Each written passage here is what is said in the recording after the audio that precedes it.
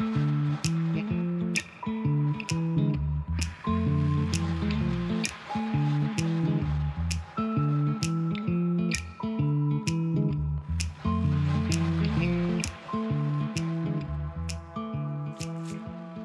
voyait arriver les wagons de charbon. Oui. Bon, et on déchargeait le charbon à la gare, sur les quais.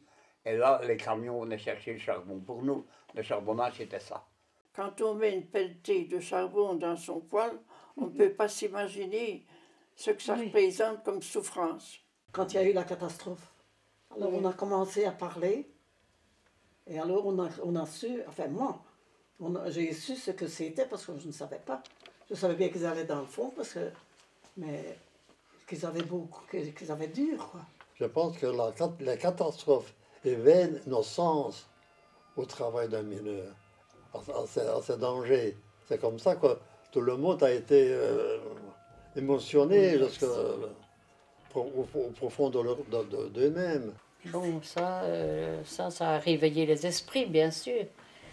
Ce qui est normal, hein. Tout le monde participait de loin, comme de près. Eh bien, on a simplement vu, comme tout le monde, de la fumée qui montait du côté de Marcellel. L'incendie s'est déclaré au niveau de 975. C'est le wagonnet qui en sortant. Le wagonnet a été mal engagé. C'était impressionnant de voir la fumée là, qui sortait. Et après, tous les gens qui partaient par là, comme ils savaient passer par les prairies, ben, tout le monde passait par là pour aller voir ce qui se passait. C'était impressionnant, franchement. L'horreur, hein. Les gens pendus aux grilles, qui se demandaient qui ils allaient retrouver, hein, pendant des jours et des jours et des jours. Ça a été une grande désolation. Quand on voyait ces pauvres familles-là qui attendaient à la grille pour avoir des nouvelles de leur mari ou de leur fils, que c'était triste. Oh oui, on a souffert beaucoup, on a entendu beaucoup. Je crois que tout le monde a été choqué. Hein. Et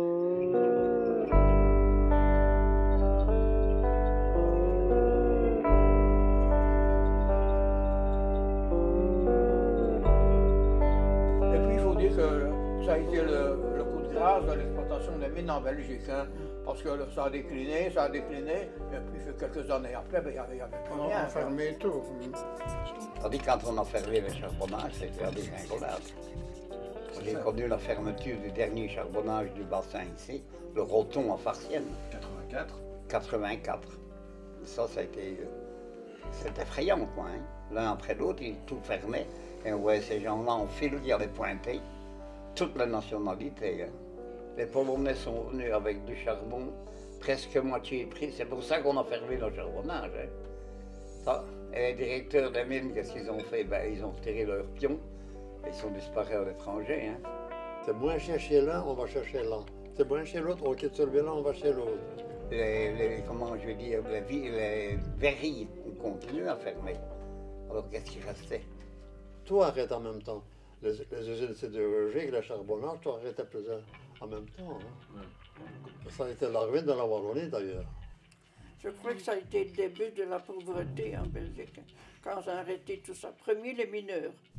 Quand les mines ont arrêté, là, c'était devenu plus difficile. La misère. On est arrivé de zéro à un sommet répété dans le monde entier, Et puis tout d'un coup, stop.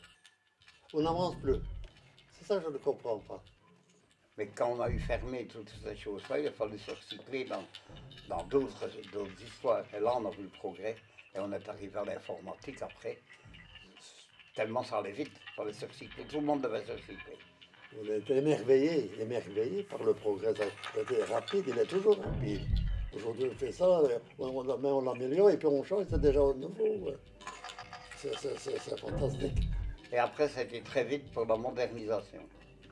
Pour commencer, plus le progrès a augmenté, plus on a mis des gens dehors. Ma machine a tué l'homme. Voilà, au détriment de l'emploi. Pour que maintenant, on fait des robots qui vont nous remplacer. On ne travaillera plus, c'est le robot. Alors si, c'est le progrès qui a tué le travail, hein. Le progrès a tué le travailleur. Le cerveau ne manque pas, les mains, les bras, le courage ne manquent pas, il n'y a pas de travail. Je me demande où on va. C'est le vide complet. C'est la misère maintenant. C'est la misère. Une morale à tirer de là, c'est que sans travail, un pays n'est rien. Aussi bien les habitants que la conjoncture, que tout. On n'arrive à rien. Dans le monde entier, ce sont les industriels, les milliardaires qui vont diriger le monde. On se pose toujours la question, comment c'est possible que les politiciens, ils le voient comme nous, mais donc il y a quelque chose derrière. Et ça, c'est la chose la plus triste pour moi, parce que j'aime bien la justice, mais je crois qu'elle n'existe pas.